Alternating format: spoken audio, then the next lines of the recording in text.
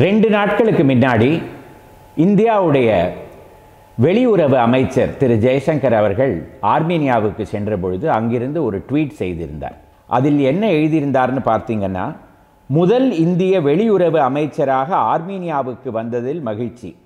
எனது சொந்த மாநிலத்துடனான வரலாற்று தொடர்பை கண்டு மிக்க மகிழ்ச்சி அடைகிறேன். தமிழகத்துக்கும் ஆர்மீனியாவுக்கும் என்ன தொடர்பு இருந்திருக்கும், அதை இன்னைக்கு பார்க்கலாம் வாங்க.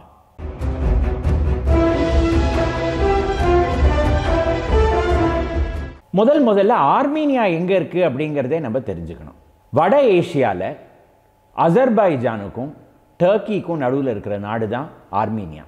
நீங்கள் உலக வரலாறுலேயே பார்த்துருப்பீங்க, ஒரு வளமே இல்லாத பகுதியிலேருந்து தான் வியாபாரிகள்லாம் எப்போவுமே வருவாங்க. இப்போ உதாரணத்துக்கு நீங்கள் எடுத்துட்டீங்கன்னா செட்டிநாடு, ராமநாதபுரம், சிவகங்கை எப்பொழுதுமே ஒரு வறட்சியாக இருக்கிற பகுதியிலேருந்து தான் நகரத்தார்கள் வந்திருக்காங்க. அதே மாதிரி வட இந்தியாவுக்கு போனீங்கன்னா ராஜஸ்தான் ஒரு பெரிய டெசர்ட், அங்கேருந்து தான் மார்வாடிக வந்து தேசம் பூரா பரவி இருக்காங்க. அதே மாதிரி தான் ஆர்மீனிய வியாபாரிகளும் அவங்க நாட்டில் ஒரு பெரிய வளமே இல்லாததுனால உலகம் பூராவும் பரவி அவங்க தொழில் செஞ்சு வந்துட்டு இருந்திருக்காங்க. முதல்ல இந்தியாவுக்கு எப்போ வந்தாங்கன்னு பார்த்தோன்னா 8வது நூற்றாண்டில் தாமஸ் கானா அப்படிங்கிறவர் மலபார் பகுதிக்கு வந்ததாக அவங்க தேசத்து வரலாறுல எழுதப்பட்டிருக்கு. அந்த காலகட்டத்தில் தமிழகத்துக்கும் மலபார் அப்படின்னு என்று தான் பெயர். அதனால அவர் அப்பொழுதே இங்கே வந்திருக்கார் அப்படின்னு நமக்கு தெரிய வருது. அதற்கு பிறகு என்ன நடந்தது அப்படிங்கிறது நமக்கு தெரிய வர்றதில்லை. ஆனால் 17வது நூற்றாண்டிலிருந்து ஆர்மீனியர்கள் கல்கத்தா, பாம்பே, சென்னை, அதற்கு பிறகு நாகப்பட்டினம், புதுச்சேரி, இந்த மாதிரி பல இடங்களில் இருந்ததாக நமக்கு தெரிய வருது. எல்லா இடத்துலையுமே இவங்க வந்து வியாபாரம் தான் செஞ்சுட்டு வந்திருந்திருக்காங்க. அந்த காலத்தில் டச்சுக்கும் ஆங்கிலேயர்களுக்கும் பிரெஞ்சுக்கும் நடுவில் இந்தியாவையே எப்படி வந்து தன்னுடைய கைக்குள்ளே கொண்டு வருது அப்படிங்கிறதுக்கு ஒரு பலத்த போட்டி இருந்திருக்கு. ஆனால் அவங்க எல்லாருமே ஆர்மீனியர்களை மதிச்சிருக்காங்க. அது எப்படின்னு பார்த்தீங்கன்னா, ஆர்மீனியர்களுக்கு அரசியல்லையோ அரசாங்கத்திலேயோ ஒரு ஆர்வமே இருந்ததாக நமக்கு தெரிய வரல. அவங்க எல்லாரும் வியாபாரத்தையே ஒரு குறிக்கோளாக வச்சு அப்படியே செயல்பட்டு வந்துட்டு இருந்திருக்காங்க. அதனால் இந்த வெளி தேசத்துக்காரங்க எல்லாருக்குமே ஆர்மீனியர்கள் மேலே ஒரு தனி மதிப்பு. இவங்க பாண்டிச்சேரியிலையும் இருந்திருக்காங்க. சென்னையில் எடுத்துட்டிங்கன்னா புனித ஜார்ஜ் கோட்டைக்குள்ளேயே இவங்க வந்து வசிச்சுட்டு வந்துட்டு இருந்திருக்காங்க. அந்த காலகட்டத்தில் முதல்ல சென்னைக்கு வந்த ஆர்மீனியர், தமிழகத்துக்கே முதல்ல வந்த ஆர்மீனியர் யாருன்னு பார்த்தோன்னா கோஜா டேவிட் மரகர். இவர் வந்து 1662வது ஆண்டு இங்கே இருந்ததாக நமக்கு தெரிய வருது. ஆர்மீனியர்கள் எல்லாரையுமே கோஜா அப்படின்னு தான் இந்தியாவில் எல்லா இடத்துலையுமே கூறுவாங்க.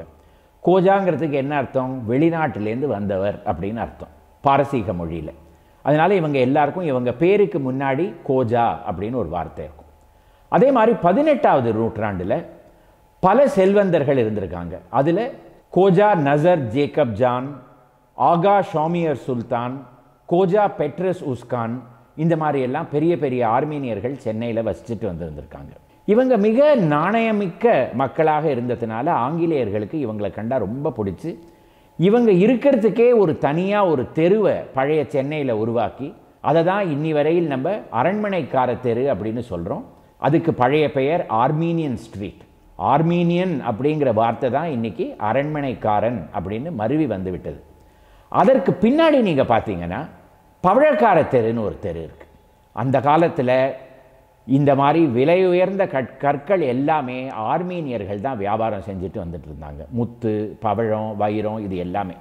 அதனால் அந்த பவழ வியாபாரி தெரு, பவழக்காரன் தெருங்கிறதும் ஆர்மீனியர்களை தான் எடுத்து காட்டுறதே தவிர வேறு யாரையும் காமிக்கிறது இல்லை. இந்த ஆர்மீனிய மக்கள் அந்த தெருவில் இருந்ததுனால அவங்களுடைய தொழுகைக்கும் அவங்களுடைய சேவைக்குமே ஒரு தனி மாதா கோவிலை கட்டணும் அப்படின்னு விரும்பினாங்க. அரசாங்கமும் அவங்களுக்கு அதற்கு உத்தரவு கொடுத்தது. அதனால் முதல்ல 1712வது வருடம் ஒரு மாதா கோவில் அங்கே கட்டப்பட்டது, ஆர்மீனியன் சர்ச். அது மரத்தால் கட்டப்பட்ட ஒரு மாதா கோவில். 1772வது வருடம் அதை எடுத்து அதற்கு பிறகு அதே இடத்துல கல்லால் ஒரு மாதா கோவில் கட்டினாங்க. இன்றி வரைக்கும் அந்த மாதா கோவில் அங்கே அப்படியே இருக்கு. ஆனால் சென்னையில் ஆர்மீனியர்கள் தான் இல்லை. கடைசியில் சென்ற நூற்றாண்டில் தான் ஒரு 2-3 ஆர்மீனியர்கள் இருந்தாங்க, அவங்க கூட இப்போ கிடையாது. ஆனால் அந்த சர்ச் நன்றாக இருக்கிறது, பராமரிக்கப்படுகிறது. எப்படி அப்படின்னு பார்த்தீங்கன்னா, உலகத்தில் இருக்கிற அத்தனை ஆர்மீனியர்களும் சேர்ந்து ஒரு அறக்கட்டளையை உருவாக்கி அதில் பணம் வச்சு அதற்கு பிறகு அந்த பணத்தால் இந்த சர்ச்சை பாதுகாத்து கொண்டு வந்துட்டு இருக்காங்க. இதுக்கு ஒரு கேர்டேக்கரும் இருக்கார். நீங்கள் அந்த சர்ச்சுக்குள்ளே எப்போ வேணாலும் போகலாம். காலையில் 9 மணிலேருந்து மாலை 5 மணி வரையில் அந்த சர்ச் எப்போவுமே திறந்திருக்கும். அந்த ஜார்ஜ் டவுன் அப்படிங்கிற ஒரு நெருக்கடியான பகுதியில் உள்ளே போனீங்கன்னா அவ்வளவு நிசப்தமாக இருக்கும். நம்ம இருதயம் கூட தக் தக்னு அடிக்கிற சத்தம் கூட கேட்கும். அவ்வளோ குவைட்டாக இருக்கும். நமக்கே ஆச்சரியமாக இருக்கும். உள்ளே போன உடனே ஒரு பெரிய தடித்த கதவு, 1772 வருடமே கொண்டு வந்து வைக்கப்பட்ட கதவு. அதை தாண்டி உள்ளே போனீங்கன்னா ஒரு மணிக்கூண்டு. அந்த மணிக்கூண்டில் மேலே ஏறினீங்கன்னா 5 மணிகள். இந்த மணியெல்லாம் எங்கேருந்து வந்திருக்குன்னு பார்த்தீங்கன்னா, லண்டனில் 18வது நூற்றாண்டில் வார்க்கப்பட்ட மணிகள். அதுக்கு உள்ளே போய் நீங்கள் கூர்ந்து பார்த்தீங்கன்னா அந்த மணியில் பேர் எழுதியிருக்கும், தாமஸ் மியர்ஸ் அண்ட் சன்ஸ். இந்த தாமஸ் மியர்ஸ் அண்ட் சன்ஸ் வந்து லண்டனில் இருக்கிற ஒரு பெரிய வார்ப்பு, ஒரு ஃபவுண்ட்ரி. அந்த ஃபவுண்ட்ரியிலேருந்து உலகத்தில் பல இடத்துக்கு மணிகள் எடுத்துக்கொண்டு போயிருக்காங்க. உதாரணத்துக்கு லண்டனில் இருக்கிற வெஸ்ட்மின்ஸ்டர் ஆபி, செயின்ட் பால்ஸ் கெத்தீட்ரல், அதே மாதிரி அமெரிக்காவில் ஃபிலடெல்ஃபியாவில் இருக்கிற லிபர்ட்டி பெல், இது எல்லாமே அந்த இடத்துல உருவாக்கப்பட்ட மணிகள் தான். அதே இடத்துலேருந்து இந்த ஆர்மீனியன் சர்ச்சுக்கும் கொண்டு வந்திருக்காங்க. இந்த ஆர்மீனியன் சர்ச்சில் நீங்கள் சுற்றி வர நடந்து வந்தீங்கன்னா பல கல்லறைகள் பார்க்கலாம், ஆர்மீனியர்களோட கல்லறைகள். ஒரு கல்லையும் நீங்கள் கூர்ந்து கவனிச்சிங்கன்னா அதுக்கு அடியில் இருக்கிறவர் எந்த தொழிலில் ஈடுபட்டிருந்தார் அப்படிங்கிறத உங்களால் பார்க்க முடியும். ஆர்மீனியர்களே நீங்கள் பார்த்தீங்கன்னா வாசனை பொருட்கள், அதாவது பன்னீர், அரகஜா, ஜவ்வாது, அதற்கு பிறகு பருப்புகள், பாதாம், பிஸ்தா, காஜு, இதெல்லாம் அவங்க வந்து வியாபாரம் பண்ணிட்டு இருந்தாங்க. அதே மாதிரி பட்டு துணி, அப்புறம் தங்கம். அதனால இவங்களோட கல் மேலேயே, இந்த கல்லறை மேலே இருக்கிற கல்லில் நீங்கள் பார்த்தீங்கன்னா ஒரு கல்லறையில் வந்து தராசு இருக்கும். அதுலேருந்து நமக்கு என்ன தெரிய வரும், இவர் வந்து தங்கமோ வெள்ளியிலையோ வியாபாரம் பண்ணிட்டு இருந்தாருன்னு. இன்னொன்றில் மடித்த துணி செதுக்கப்பட்டிருக்கும். சில இடத்துல பார்த்தீங்கன்னா பன்னீர் செம்பு இருக்கும். அதுலேருந்து நமக்கு தெரிய வரும் இவருக்கு அடியில் இருக்கிறவர் என்ன தொழிலில் இருந்திருக்கார் அப்படின்னு சொல்லி. கடைசியாக 1852 வருடம் தான் கடைசியாக அந்த சர்ச்சில் ஒரு அடக்கம் நடந்தது. அதற்கு பிறகு அங்கே அடக்கமெல்லாம் நடக்கவே இல்லை. இப்படி நீங்கள் நடந்த அந்த இடத்துல சுற்றி வரைச்சே ஒரு தனியாக ஒரு நினைவு சின்னம் இருக்கும். அந்த நினைவு சின்னம் என்னன்னு பார்த்தீங்கன்னா ஒரு புத்தகம், ஒரு திறந்த புத்தகம் மாதிரி இருக்கும். அதுக்கு மேலே அஸ்டரார் அப்படின்னு எழுதியிருக்கும். இது என்னன்னு பார்த்தீங்கன்னா ஆர்மீனிய மொழியிலேயே முதல்ல வெளிவந்த பத்திரிகை. 1794 வருடம் ஹரத்தூன் ஷிமவோனியன் அப்படிங்கிறவர் வந்து இதே சர்ச்சில் முதல்ல ஒரு பிரிண்டிங் பிரஸ், ஒரு இயந்திரத்தை கொண்டு வந்து இந்த பத்திரிகையை வெளியிட்டிருக்கிறார். அந்த முதல் பத்திரிகையோட நினைவு சின்னம் தான் இன்னும் ஆர்மீனியன் சர்ச்சில் தோட்டத்தில் இருக்கு. இந்த பத்திரிகையோட ஞாபகார்த்தமாக ஆர்மீனியா தேசத்தில் ஒரு தபால் தலை வெளியிட்டாங்க சமீப காலத்தில். அந்த தபால் தலையை தான் திரு ஜெய்சங்கர் கையில் கொடுத்துருக்காங்க. அதில் மெட்ராஸ் அப்படின்னு எழுதியிருக்கு. அதை தான் அவர் ட்வீட் செய்திருக்கிறார்.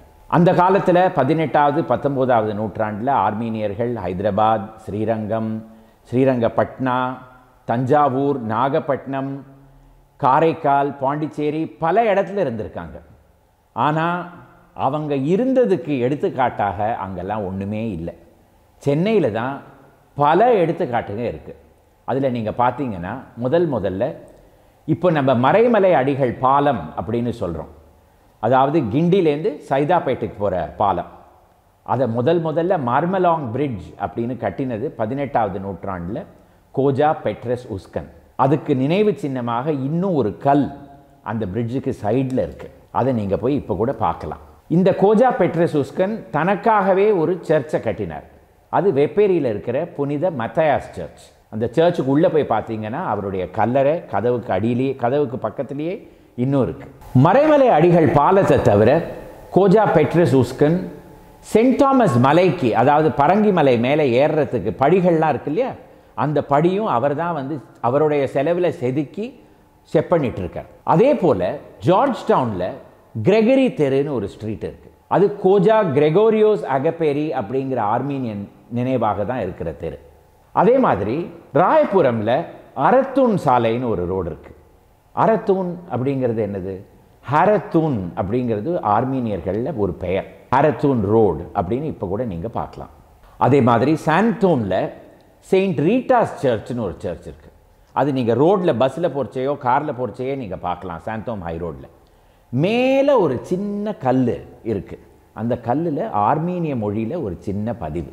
அது என்னன்னா, ஆர்மீனிய மக்களுடைய நினைவாக இந்த கல் இங்கே இருக்குது அப்படின்னு எழுதப்பட்டிருக்கு. அது 18வது நூற்றாண்டில் அங்கே வைக்கப்பட்ட கல். இப்போ கூட நீங்கள் அதை போய் பார்க்கலாம். ஆர்மீனியர்களுக்கும் தமிழகத்துக்கும் இருந்த இந்த தொடர்பு, தமிழகத்துக்கும் பல தேசங்களுக்கும் இருந்த ஒரு எத்தனையோ வருடாந்திரமாக இருந்த அந்த தொடர்பில் இதுவும் ஒரு எடுத்துக்காட்டு. இத்தனை நாளாக நம்ம வரலாறு சீரீஸில் கவிதைகளை பற்றி பார்த்தோம், கட்டடங்களை பற்றி பார்த்தோம், மனுஷர்களை பற்றி பார்த்தோம், அரசர்கள், பல பேர்களை பற்றி படிச்சிருக்கோம், என்னெல்லாமோ சொல்லியிருக்கேன் இந்த கதையில் உங்களுக்கு. ஆனால் இன்றைக்கி நம்ம ஹீரோ ஒரு புத்தகம். இதை கையில் எடுத்து இதோட வெயிட்டை பார்த்தீங்கன்னா ஒரு மினிமம் 4 கிலோவாவது இருக்கும், 5 கிலோ கூட இருக்கலாம். அதே போல் இதோட மொத்தம் எத்தனை பக்கங்கள் இருக்குதுன்னு பார்த்தீங்கன்னா சுமார் 800 பக்கங்கள் இருக்குது. ஒரு பேஜும் ஆர்ட் பேப்பர், ஓரத்தில் கோல்டு டிப். அதனால் இந்த புக்கோட வெயிட்டே இதோட இதில் இருக்கிற பேப்பரும் இதோட இது ஓரத்தில் இருக்கிற இந்த கோல்டுனால தான் பாதி வெயிட். அதை தவிர புக்கோட பைண்டிங் லெதரில் பண்ணியிருக்காங்க. இந்த புக்குக்கு என்ன வயசாகுதுன்னு நீங்கள் பார்த்தீங்கன்னா 106 வயசாகுது. 1915வது வருஷம் பப்ளிஷ் ஆன புக்கு. இது லண்டனில் பப்ளிஷ் பண்ணியிருக்காங்க. இந்தியாவோட வரலாறில் எதுக்கு இன்றைக்கி லண்டன்லேருந்து வந்த ஒரு புக்கை எடுத்து கையில் வச்சிட்ருக்கேன்னு பார்த்தீங்கன்னா, இந்த புக்கோட title southern India, it's history, people, commerce and industrial resources. அதாவது தென்னிந்தியாவோட 1915 இருந்த நிலவரத்தை பற்றி எழுதப்பட்ட புத்தகம். இதை எழுதியவர் சோமர்செட் பிளேன் அப்படின்னு ஒரு எக்ஸ்ப்ளோரர். அதாவது அவர் ஊராக பல நாடுகளுக்கு சென்று அந்த நாடுகள்லாம் எப்படி இருக்குது அப்படிங்கிறத பற்றி கட்டுரைகள் எழுதுவார். இங்கிலாண்டில் இருந்த ராயல் ஜியாகிரபிக்கல் சொசைட்டியில் ஒரு மெம்பர். இவர் முதல்ல 1908வது வருஷம் ஆப்பிரிக்காவுக்கு சென்று அங்கே எப்படி நிலவரம் இருந்தது, அங்கே என்ன மாதிரி மனுஷர்கள்லாம் எப்படி வாழறாங்க, அந்த இடத்துல அங்கே அனிமல்ஸ் எல்லாம் எப்படி இருக்குது, என்ன மாதிரி அனிமல்ஸ் எல்லாம் இருக்குது, அங்கே பொருளாதாரம் எப்படி இருக்குது, என்ன மாதிரி தொழிற்சாலைகள்லாம் அங்கே இருக்குது, இதெல்லாம் பற்றி அவர் கட்டுரைகள் எழுதி ஒரு புத்தகமாக வெளியிட்டார். அதற்கு பிறகு என்ன பண்ணினாங்க, அந்த ராயல் ஜியாகிரபிக்கல் சொசைட்டியில் அவரை நீங்கள் இந்தியாவுக்கு சென்று அங்கே நீங்கள் சில காலம் இருந்து தென்னிந்தியாவை பற்றி முதல்ல ஒரு கட்டுரைகள்லாம் எழுத ஆரம்பிங்க அப்படின்னு சொல்லி 1913வது வருஷம் அவரை சென்னைக்கு அனுப்பிச்சிருக்காங்க. இவருக்கு 2 அசிஸ்டண்ட்ஸ். அவங்க பேர் ஜேடபிள்யூ பாண்ட், ஜேம்ஸ் பாண்ட் இல்லை, ஆனால் ஜேடபிள்யூ பாண்ட், ஆர்னால்ட் ரைட். இவங்க 2 பேரும் இவர் கூட இங்கே பல இடங்களுக்கு சென்று ஒரு சர்வே மாதிரி எடுத்திருக்காங்க.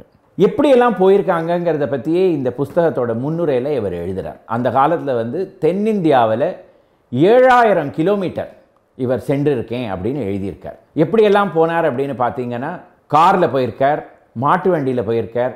எப்படியெல்லாம் முடியுமோ அந்தந்த ஊர் அந்தந்த கிராமங்களுக்கெல்லாம் சென்று அங்கே எப்படியெல்லாம் நிலவரம் இருக்குது அப்படிங்கிறத பார்த்து கடைசியில் இந்த புத்தகத்தை எழுத ஆரம்பிச்சிருக்கார். இந்த புத்தகத்துக்கு என்ன வேல்யூன்னு நீங்கள் பார்த்தீங்கன்னா, வெறும் சென்னை மட்டும் கிடையாது.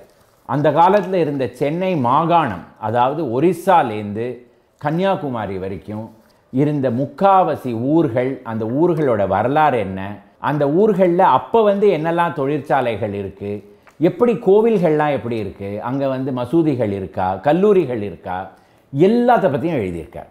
அது மட்டும் இல்லை, ஒரு இடத்துலையும் இருக்கிற கட்டடங்கள், மனிதர்கள் எல்லாரையும் புகைப்படம் எடுத்து இதில் இன்க்ளூட் பண்ணியிருக்கார். பெரும்பாலும் அந்த காலத்தில் இருந்த புத்தகங்கள் நீங்கள் பார்த்தீங்கன்னா வெறும் வார்த்தைகள் தான் இருக்கும். அச்சு இயந்திரத்தில் படங்களை அவ்வளவா போட மாட்டாங்க, ஏன்னா அதுக்கு ரொம்ப செலவழியும், அதுக்கு அந்த டெக்னாலஜி அந்த அளவுக்கு அப்போ கிடையாது.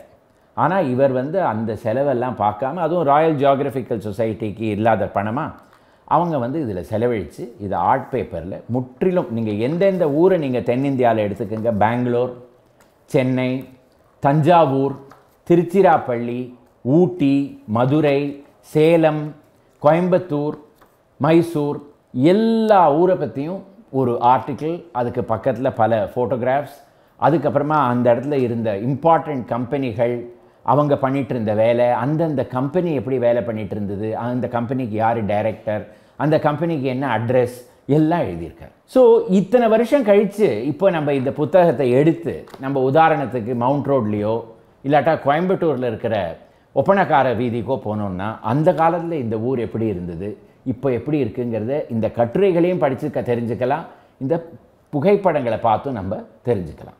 சோமர்செட் பிளேன் 1913ஆவது ஆண்டு இங்கே வந்தார். இங்கே வந்து மெட்ராஸ் கிளப், அந்த காலத்தில் வந்து இந்தியாவிலேயே மிக பழமையான கிளப்பில் 2வது ஸ்தானம் வகிக்கிற கிளப் இன்னும் சென்னையில் இருக்குது. அது அப்போ வந்து இப்போ எக்ஸ்பிரஸ் அவென்யூ மால்னு மவுண்ட் ரோடில் இருந்த இடத்துல இருந்தது அந்த காலத்தில். அங்கே தான் தங்கி அவர் இந்த புத்தகத்தை எழுத ஆரம்பித்தார். இந்த புத்தகத்தை எழுத ஆரம்பிக்கும் பொழுது 1914ஆவது வருஷம் என்ன நடந்தது உங்களை எல்லாருக்குமே தெரியும். முதல் உலகப் போர். அதனால் இவருக்கு திரும்பி லண்டனுக்கு போக முடியலை. அதனால் இவர் என்ன செய்தார், இங்கேயே இருந்து இந்தியாவிலேயே இன்னும் பல இடங்களெல்லாம் பார்த்துட்டு வரலாம் அப்படின்னு சொல்லி கிளம்பி பாம்பேக்கு போனார். பாம்பேக்கு போய் இதே மாதிரி பாம்பே மாகாணத்துக்கு ஒரு புத்தகம் வெளியிட்டார். அதற்கு பிறகு வங்காளத்துக்கு போனார், அங்கே இதே மாதிரி ஒரு புத்தகத்தை வெளியிட்டார். அதற்கு பிறகு லங்கைக்கு போய் கொலம்போவில் இருந்து இதே மாதிரி ஒரு புத்தகம். 1915லேருந்து 1920 வரையில் இந்த மாதிரி 4 புத்தகங்கள் ஒருத்தரால் எழுத முடிஞ்சதுன்னா அவர் எவ்வளவு எஃபர்ட் எடுத்திருக்கணும் அப்படிங்கிறத நினச்சாலே நமக்கு வந்து ஆச்சரியமாக இருக்குது. அது மட்டும் இல்லை, அதற்கு பிறகு என்ன செய்தார்னா, அந்த காலத்தில் இந்தியாவிலேயே பல இடத்துல வந்து சிற்றரசர்கள் இருந்தாங்க, பெரிய அரசர்கள் இருந்தாங்க, சிற்றரசர்களும் இருந்தாங்க. அதாவது உதாரணத்துக்கு நீங்கள் பார்த்தீங்கன்னா பெரிய அரசர்கள்னு பார்த்தீங்கன்னா 5 ராஜ்யங்கள். ஒன்று வந்து ஹைதராபாத், 2வது மைசூர், அடுத்தது குவாலியர், அடுத்தது காஷ்மீர், பரோடா. இந்த 5 தான். அதுலேருந்து ஆரம்பித்து சின்ன சின்ன ஜமீன்தார்கள் வரையில் எல்லாரை பற்றியும் ஒரு புத்தகம் எழுதினார். அந்த புத்தகத்துக்கு பேர் இந்தியன் ஸ்டேட்ஸ். அதுவும் இதே சைஸ் தான். இவரால் இந்த சைஸுக்கு கீழே புத்தகம் எழுதவே முடியாது அப்படின்னு நான் நினைக்கிறேன். இதில் என்ன ஆச்சரியம்னு பார்த்தீங்கன்னா, இந்த இந்தியன் ஸ்டேட்ஸ்னு நான் என் கையில் வச்சுட்ருக்கிற புத்தகம் வந்து இதோட பழைய பிரதியை அப்படியே நகல் எடுத்து புது புத்தகமாக ஒரு 10 வருஷம் முன்னாடி வெளியில் கொண்டு வந்தது. இது அடுத்தாப்பில் 1915லேயே வெளியில் கொண்டு வந்த புத்தகம். இந்த ரெண்டுத்தையும் நீங்கள் பார்த்தீங்கன்னா இந்த பிரிண்டோட குவாலிட்டி இதில் இல்லை. 100 வருஷத்துக்கு முன்னாடி எப்படி பிரிண்ட் பண்ணாங்களோ அதில் வந்து இன்னும் நல்ல குவாலிட்டியாக தெரியுது. ஃபோட்டோலாம், வார்த்தைகள் எல்லாம் பிழை இல்லாமல் இருக்குது. ஆச்சரியமாக இருக்குது, இப்படியும் ஒரு புத்தகம் வெளியில் வந்ததா அப்படின்னு சொல்லி. இப்போ இதில் நான் 2-3 படங்கள் உங்களுக்கு எடுத்து காமிச்சேன்னா உங்களால் நம்பவே முடியாது. உதாரணத்துக்கு பின்னி மில். இப்போ பின்னி மில் இல்லவே இல்லை, புளியந்தோப்பில் இருந்தது அப்படின்னு சொல்கிறோம். அங்கே அந்த கட்டடம்லாம் இப்போ வந்து புது அடுக்குமாடி கட்டடங்களாக மாறிவிட்டது. அந்த பின்னி மில் அந்த காலத்தில் எப்படி இருந்தது அப்படிங்கிறத பற்றி ஃபோட்டோஸ் எல்லாம் இதில் இருக்குது. அதே மாதிரி மதுரை மீனாட்சி அம்மன் கோவிலை பற்றி ஒரு கட்டுரை இதில் இருக்குது. அதில் வந்து அவர் மீனாட்சி அம்மன் கோவில் கோபுரம் அந்த காலத்தில் எப்படி இருந்தது, சேப்பாக் கிரிக்கெட் விளையாட்டு மைதானம் எப்படி இருந்திருக்கு, சுற்றி வர ஒரு கட்டடம் கிடையாது, வெறும் மரங்கள் தான். தூரக்க பிரசிடென்சி காலேஜும் யூனிவர்சிட்டி பல்கலைக்கழகத்தோட சென்னை பல்கலைக்கழகத்தோட கட்டிடமும் தெரியுது. இப்போ நம்ம சேப்பாக் மைதானத்துக்கு போனோன்னா அந்த மாதிரி ஒன்றுமே பார்க்க முடியாது. 100 வருஷ காலகட்டத்தில் எப்படி சென்னை அதே மாதிரி பல ஊர்கள் எல்லாம் எப்படி மாறுதல் அடைந்திருக்கு அப்படிங்கிறதுக்கு இந்த புக்கு ஒரு எடுத்துக்காட்டு. இந்த புக்கை இப்போ நான் சொல்கிறத கேட்டுட்டு நீங்கள் வந்து இதை பற்றி தெரிஞ்சுக்கணுமே, இதை படிக்கணுமேனு உங்களுக்கு ஆசை வரலாம். எப்படி இவ்வளோ பெரிய புத்தகத்தை நான் உங்களுக்கு உங்கள் எல்லாருக்கும் வீடு வீடாக அனுப்பவும் முடியாது. உங்களுக்கே புத்தகங்களை பற்றி தெரியும். ஒருத்தர் வீட்டுக்கு போயிடுச்சுன்னா அப்படி திரும்பவும் வரவும் வராது. இன்டர்நெட்டில் இந்த புத்தகம் ஃப்ரீ ஃபார் டவுன்லோடாக எல்லாருக்கும் அவைலபிளாக இருக்குது. archive.org அப்படிங்கிற வெப்தளத்தில் நீங்கள் போய் இந்த southern India by Somerset Playne அப்படின்னு நீங்கள் போட்டு பார்த்தீங்கன்னா உங்களுக்கு இந்த ஃபுல் புத்தகம் அங்கே அப்படியே ஆன்லைனில் நீங்கள் படிக்கலாம். இந்த மாதிரி இந்த புக்கை தூக்கிட்டு அலைய வேண்டாம். ஆனால் இந்த புக்கை நீங்கள் கண்டிப்பாக படிக்கணும். ஏன்னு கேட்டிங்கன்னா நம்ம வரலாறு 100 வருடங்களுக்கு முன்னாடி நம்ம இருந்த ஊர் எப்படி இருந்தது அப்படிங்கிறது தெரிஞ்சுக்கணுன்னா அந்த புத்தகத்தை நீங்கள் போய் பார்க்கணும். இந்த சேனலை நீங்கள் லைக் பண்ணினீங்கன்னா சப்ஸ்கிரைப் பண்ணுங்கள், ஷேர் பண்ணுங்கள். திரும்பி இந்த சேனலில் இருக்கிற அப்டேட்ஸ் எல்லாம் வந்து பாருங்கள். அடுத்த வாரம் இதே மாதிரி பல சுவாரஸ்யமான வரலாறு கதைகளெல்லாம் எடுத்துக்கொண்டு நான் மீண்டும் வருவேன். வணக்கம்.